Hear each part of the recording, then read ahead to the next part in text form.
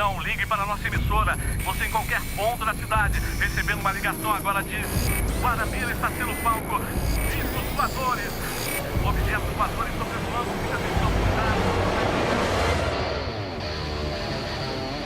Meu nome é Fred Morsch, terráqueo, brasileiro e mochileiro ufológico. Eu e minha equipe vamos em busca de diferentes fenômenos extraterrestres.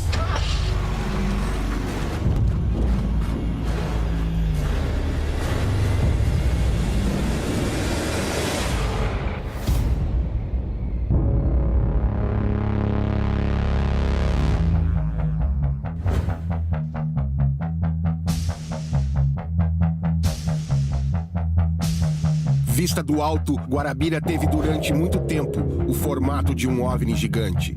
Por outro lado, entre 96 e 1997, os céus da cidade foram invadidos por dezenas de naves de formatos diferentes.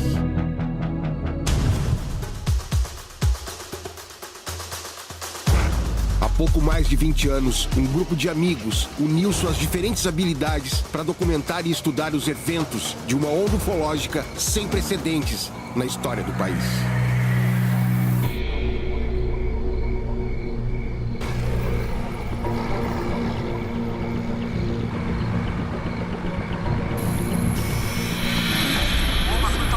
Para você ouvinte da Rádio Constelação FM, um fato incrível, histórico está acontecendo no céu de Guarabira. Hoje, noite de 2 de março de 1996, Guarabira realmente sofrendo uma verdadeira invasão de discos voadores. A noite está repleta de objetos sobrevoando a nossa cidade.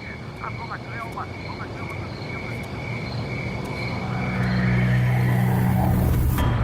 Acabei de chegar aqui em Guarabira, na Paraíba, e eu resolvi vir direto aqui no Memorial do Frei Damião, porque é o local mais alto da cidade. E desse local diziam que a gente olhando de cima, a gente via um grande disco voador iluminado.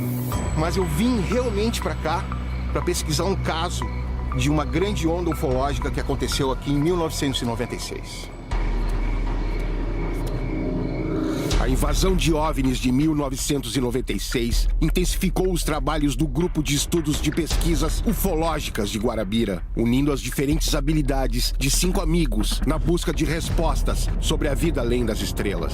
Não saia, fique dentro de casa. Não sabemos realmente do que se trata. Uma bola acaba de cair no bairro do Nordeste, causando um incêndio na zona rural. Num sítio que fica ali entre Pirpiri e o bairro do Nordeste, caiu, houve uma explosão. O fogo toma conta, incêndio, o corpo de bombeiros já acionado. É um desespero na nossa cidade. As pessoas não sabem o que fazer. E nós aqui só pedimos a você, ouvinte da Rádio Constelação, o Som das Estrelas, continuem em casa. Não saiam porque não sabemos a dimensão desse risco. É importante que você também relate. Ligue. André foi o último a ingressar no grupo de pesquisas, convocado às pressas no seu primeiro dia de trabalho para cobrir o evento ufológico que mudaria sua vida para sempre.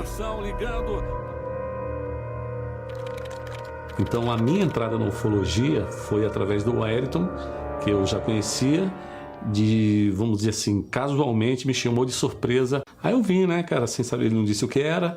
Aí eu vim durante a semana. Quando eu chego no último lance de escada aqui, ele disse, cara, sobe aqui porque a gente vai entrevistar o Pitiguari aí. Pitiguari era um operador de áudio aqui, José Mandu, que já faleceu também em memória. E eu fiquei assim, entrevistado de que, Wellington? Eu nunca tinha olhado para uma câmera, nem tinha feito nada. Aí, olha, o Pitiguari viu o disco voador. O Wellington disse, você pergunta foi o que ele viu e deixa ele falar o que ele quiser. Eu digo, tá bom. Pitiguari começou a falar e dentro de mim eu ficava, esses caras são loucos, cara. Aqui em Guarabira, aqui na região. E o Pitiguari começou a contar a história e chegou um momento que ele encheu os olhos de lágrimas, né? E eu fiquei assim, eu digo, cara, tem alguma coisa estranha. Mas eu continuo duvidando.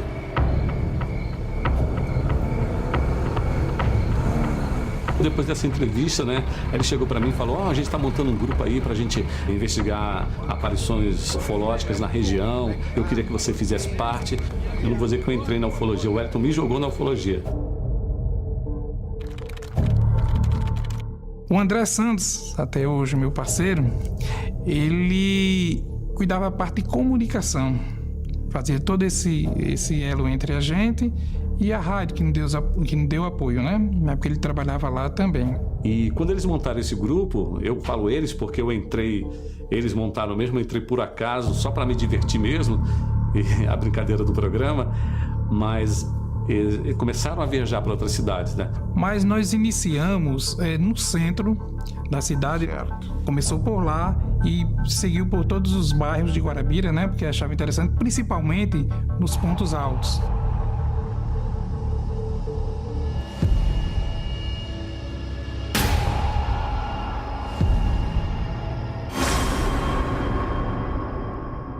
Eu gostava daquela história de estar assim, porque eu gostava mais da natureza, que às vezes eu queria ver passarinho, queria ver tatu, bicho preguiça. E a gente indo para a zona rural, que na época eu tinha essa esperança de ver os animais mais do que os OVNIs.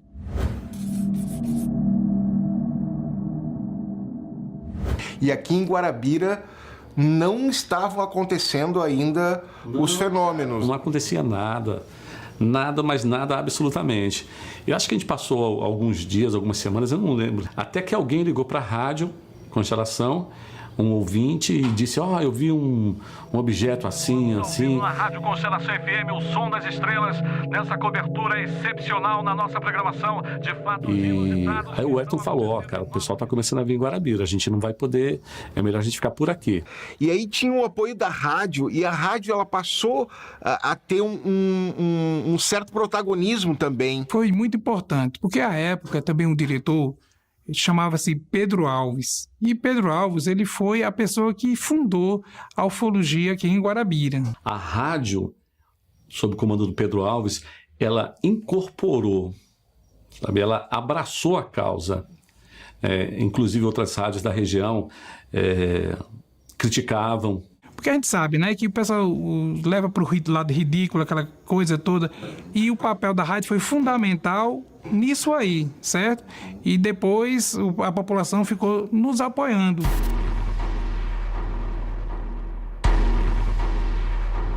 Coincidentemente, as pessoas começaram a aumentar o número de relatos. Vários bairros da cidade, a zona rural. Então, eles confiavam na gente e que a gente fosse, assim, um braço forte para defendê-los do que ninguém conhecia, ninguém sabia o que era aquilo. Aí um ouvinte ligou, 2 ouvintes ligaram, 3, aí começou aquela febre nas pessoas participarem.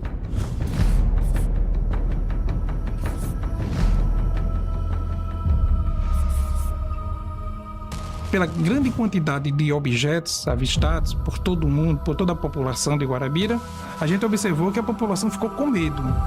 E esse medo depois até levou a uma audiência na Assembleia Legislativa da Paraíba, tá? Que culminou assim, terminou num documento pedindo uma espécie de socorro às autoridades, porque a gente estava vendo uma coisa muito interessante, muitos objetos, e não tinha quem recorrer, né?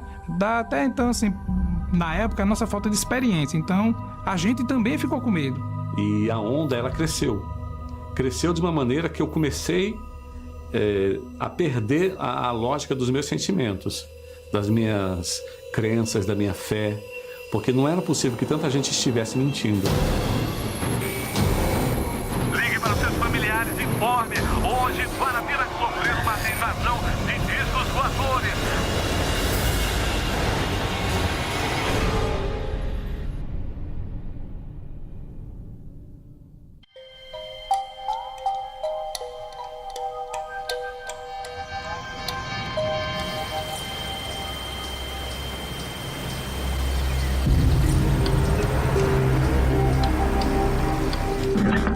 Em cima dessas ruas houve uma invasão, literalmente uma invasão de objetos voadores não identificados.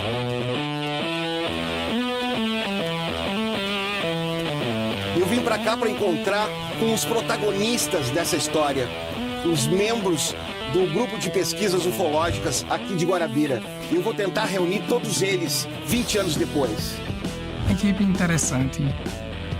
Nós tínhamos Carlos Bellarmino, professor Carlos, grande professor. Ele ficava com a parte burocrática, né? Ele, a parte de documento, estatuto, aquela coisa, tudo. Ele, na sua organização, ele fazia isso, né? Eu como presidente. E tinha o Trajano também, ele ia ajudar na parte de ele também é cinegrafista, também ajudava a gente, né? A Nini, que passou a fazer parte do grupo, né? Com a parte de pesquisa de campo, né? A gente ficava muito na casa dela, que já era um ponto bom para observar. E todos nós, além de ter sua função específica, fazíamos a parte de campo.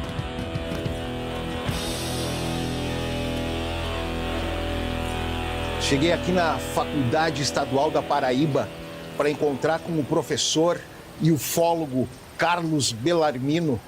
E eu vou tentar invadir a aula dele agora um pouquinho aqui, no final, vamos ver. Os artigos já disponibilizados, licença. Ô, professor, tudo bem?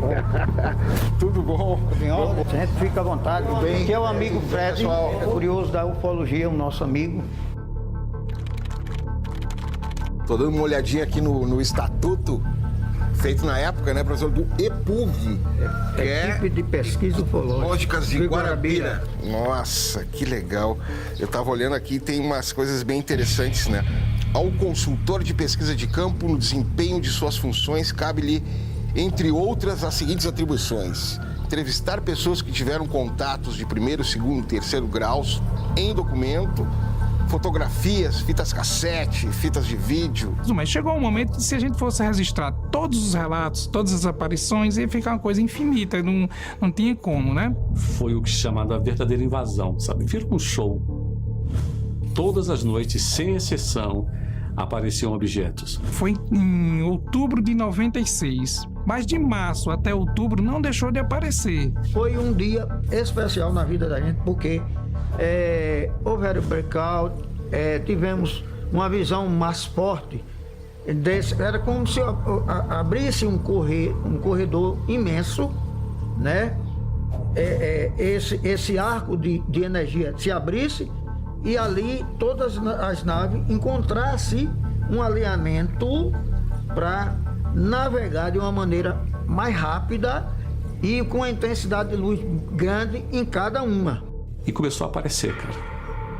E começou, eu não via, aí eu comecei a ter a dúvida. Dentro de mim era assim, quero ver, mas não acredito. Acredito, mas não quero ver. Tinha sempre aquela dúvida. Eu era como se fosse o ateu da história.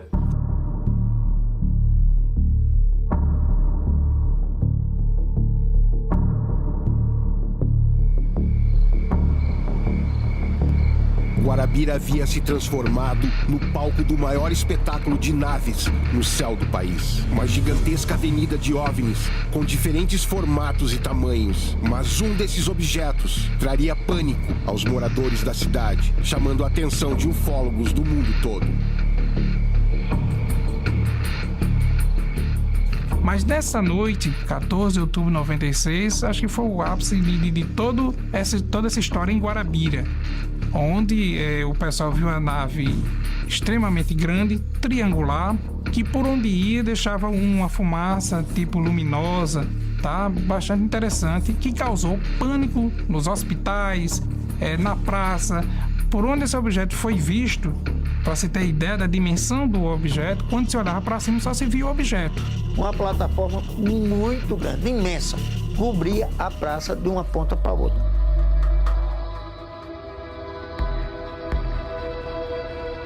A evidência sobre a ufologia, os discos voadores, que é uma discussão mais abstrata, mais espiritual. Que não... Já que o senhor tocou nesse assunto de espiritualidade, a Nini é uma pessoa séria, que fazia parte do grupo de vocês e que já não está mais aqui, mas ela tinha sensações ou, enfim, talvez até um contato. A Nini, ela puxava muito para o lado místico da ufologia. Eles já falavam dela, mas eu não conhecia.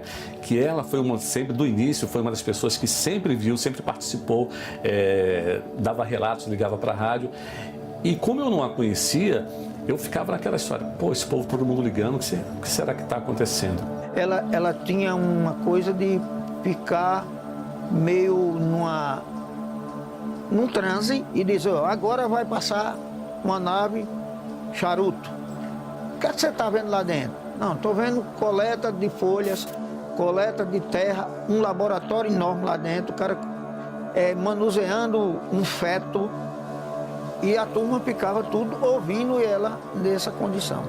E a gente estava assim, sem entender a coisa física que estava acontecendo. Aí naquele período a gente não deu muita importância a esse lado. Mas com o passar do tempo, nos reunimos, né? E passamos a dar mais importância a esse lado e verificamos que tem uma coisa e tem ligação com outra. Com a morte de Dona Nini, a sua filha começou a sentir o mesmo tipo de presença do fenômeno ufológico registrado pela mãe. A gente estava em casa, do nada. A gente estava jantando, ela pegava o prato dela, guardava e dizia, vou lá para frente. Eu dizia, mas a senhora vai fazer o quê? Vem jantar? Não, vamos, que daqui a 10 minutos tá passando uma, ó, e tá vindo dali, daquele lado. Então a gente saía para frente da minha casa. Quando a gente saía, ela dizia, liga para fulano, liga para as pessoas, avisa que vai passar. Ela, quando me contou a primeira vez, eu vi verdade no que ela falava, eu vi emoção. O pessoal corria lá para casa. Com 10 minutos, ela dizia, vai vir daquele lado, vocês estão vindo? Aí eu ficava assim, porque eu tinha medo ainda na época, né? Sim. Impressionante, como estávamos juntos, o nível das aparições era muito forte, cara. Que era uma zoada forte nas nuvens, era um rancor.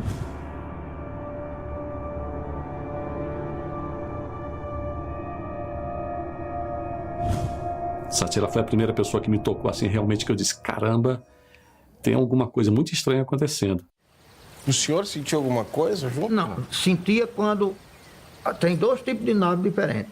Algumas pessoas dizem, esses são os jardineiros do universo e esses aí são os Greys. Aquelas naves menores, que o povo denomina que é do Greys, ou dos reptilianos, havia um desentendimento grande entre o grupo quando elas apareciam. E quando aparecia um ou outro tipo de nave, algumas naves diferentes, ovoides, nós tínhamos ali uma coisa muito boa que era uma paz que iluminava todo o grupo.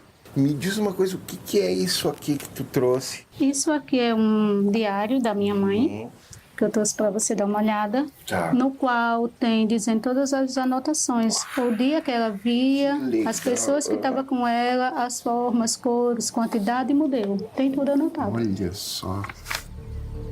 Posso dar uma lidinha aqui? Fica à vontade.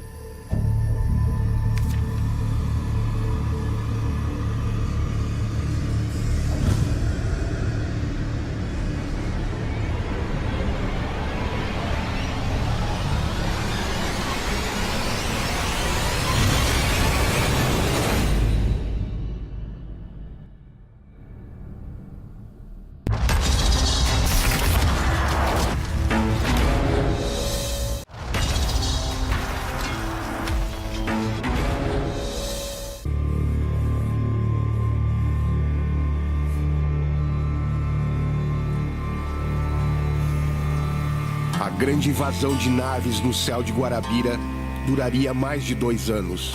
Mas em março de 1996, o membro cético do grupo, o radialista André Santos, mudaria suas crenças ao testemunhar o voo de um objeto rente à superfície terrestre. Eu estava sentado aqui no centro da cidade, numa calçada, com um amigo meu, Alexandre. A gente sentado e conversando sobre o meu ateísmo ufológico. E a gente, pô, cara, o que está acontecendo? Será que é verdade mesmo? Será que é uma alucinação coletiva? E começou a gritaria na rua. A Denise começou a gritar, lá vem André, lá vem André. Denise, me descreve essa nave, enfim, essa luz que vocês viram aqui sobre as ruas de Guarabira. Cara, era um objeto esférico, né, na parte de cima, com uma luminosidade intensa, mas na minha visão não era uma luminosidade externa. 2 esferas, uma maior e uma menor, a maior ligada à menor e vice-versa por um traço. Tinha um círculo menor, uma esfera menor por baixo, que era ligado por algo que eu não conseguiria definir se ele ficava entre transparente, entre nublado, alguma coisa que eu não tinha como definir, mas era um círculo maior com algo embaixo. Eu não sei explicar ao certo o que, mas era um traço que as unia, né, que se movia de uma forma bastante tranquila e lenta, podendo ser observada por qualquer pessoa, né? Assim, vai devagarinho, cara, aquela coisa, como se não encontrasse resistência do ar, sabe? Como se estivesse deslizando por dentro da água, mas bem Silencioso. Muito silencioso. Se o senhor não está a observar, o senhor não sabe que vai passando. Em que altura ele estava e que tamanho tinha? A impressão que eu tinha na hora, que se eu tivesse um pouco mais de força e pegasse uma pedra, seria capaz de você acertar com uma pedrada. Foi quando eu gritei por André, que pôde ver e que ficou tão encantado também, porque não acreditava. Eu lembro até de um comentário anterior que ele dizia assim: eu só acredito se eu ver, porque eu sou um tanto cético em relação a essas coisas. Mas no momento que ele visualizou, que ele viu, ele também encantou-se. Eu parei, eu não acreditei. Sabe, eu confesso que minhas pernas elas ficaram rígidas, sabe, eu não conseguia movimentar, eu não conseguia raciocinar com o que eu estava vendo.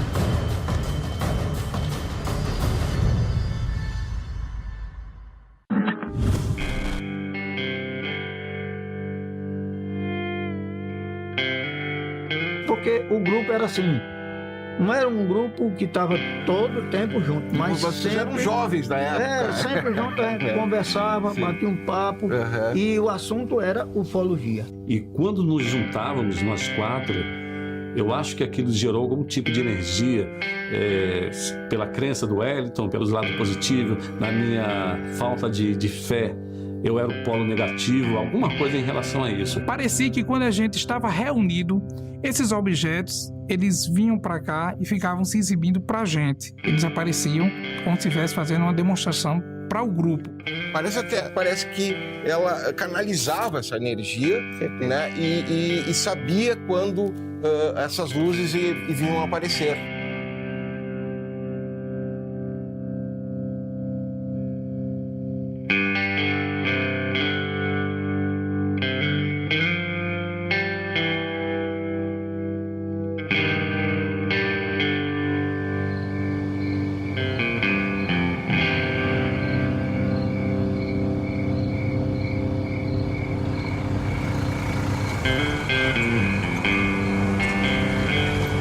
Separados por situações normais da vida, que coincidiu com a diminuição dos fenômenos ufológicos, o grupo, 20 anos depois, aceitou o meu convite para se reunir mais uma vez numa vigília no ponto mais alto da cidade.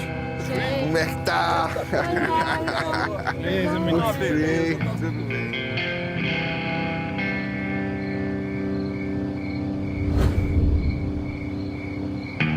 Eu tenho certeza que esse grupo teve uma grande conexão com esses objetos que continuam passando por aqui, em cima dessa cidade aqui de Guarabira. Esse encontro contou com a presença do reservado, ilustre e membro mais velho do grupo, alguém normalmente acostumado mais a ouvir do que falar. E Trajano, o pessoal se reunia também na tua casa, né? Ah, muita gente lá. Era muito bom lá, Mais de 100 pessoas. É mesmo, a cidade acabava indo pra lá. As luzes passavam e voltavam. E elas vinham nessa direção e a tua casa é bem nessa direção. Não tinha direção certa, não. Aham. E eles ficavam, o pessoal ficava assim, esperando e não demorava muito para vir, né? Vinha aquelas luzes que a gente não sabia. Sim. De onde vinham. Vamos nos concentrar então todos, que eu acho que é só olhar pro céu, né?